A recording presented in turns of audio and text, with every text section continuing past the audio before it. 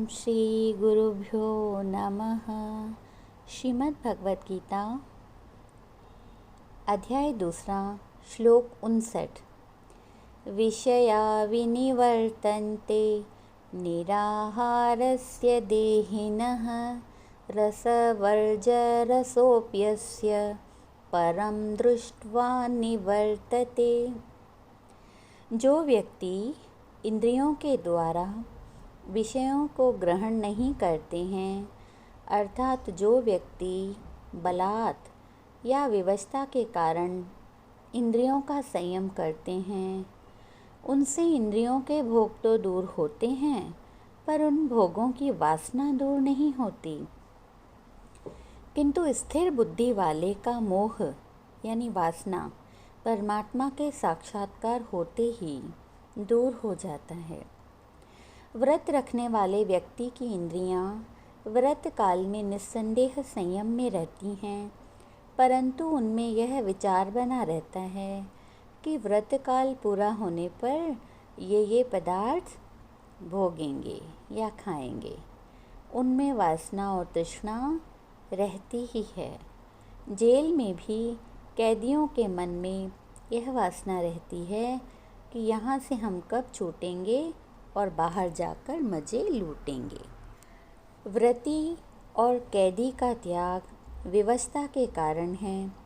पागलों में भी कभी कभी यह कामना उत्पन्न होती है कि कब यह दुख होगा और हम दुनिया के सुख भोगेंगे। किंतु स्थिर बुद्धि वाले किसी भी प्रकार की जबरदस्ती के बिना स्वेच्छापूर्वक इंद्रियों को वश में रखते हैं।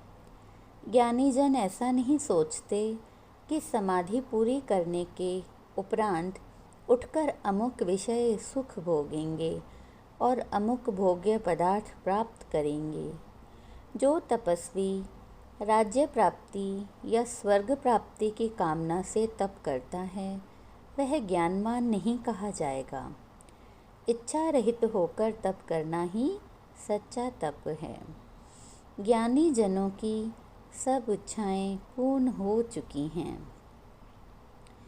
केवल एक ब्रह्म ही देखने योग्य, पाने योग्य और सुनने योग्य है। जिन्होंने ब्रह्म को पा लिया है, वे भला अन्य कौन सी इच्छाएं रखेंगे। सूर्य को देखकर भी कोई आँखों वाला कहेगा कि अंधकार है। शारीरिक भाष्य में लिखा है कि कोई भी तब तक पूर्ण ज्ञानी नहीं हो सकेगा जब तक उसमें इंद्रिय जन्य लालसाएं रहती हैं। ज्ञानवान व्यवहार तो करता ही है, पर सब परमार्थ रूप एवं ब्रह्मार्पण करता है। ग्राह्य विषयों में आनंद होता तो चक्रवर्ती एवं अन्य सम्राट भला राजप्रासाद को त्याग कर वनों में जाकर ऋषियों मुनियों की शरण लेते। ज्ञानी जनों का मन तृप्त है, अतः इनकी इंद्रियां सर्वदा संयम में रहती हैं। इन्होंने आत्म सुख का स्वाद ले लिया है, इसलिए इन्हें और कुछ भी मीठा नहीं लगता। एक बार गोप गोपियों ने श्री कृष्ण से कहा कि एक बार अपना वैकुंठ हमें भी तो दिखाइए। भगवान ने एक रात उन सबको स्वप्न में वैकुंठ का दर्शन कराया, परंतु उन्हें वहाँ कृष्ण तो दिखाई ही नहीं दिए। अतः वे सब व्याकुल होकर चाहने लगीं कि इस वैकुंठ से तो व्रज भूमि भली, जहाँ श्री कृष्ण हमें प्यार तो करते हैं, यहाँ तो कानी कौड़ी भी नहीं है। दूसरे दिन श्री कृष्ण ने सबसे पूछा कि तुम्हें वैकुंठ दिखाऊं? उन्होंने उत्तर दिया कि नहीं, हमने देख लिया है तुम्हारा वैकुंठ।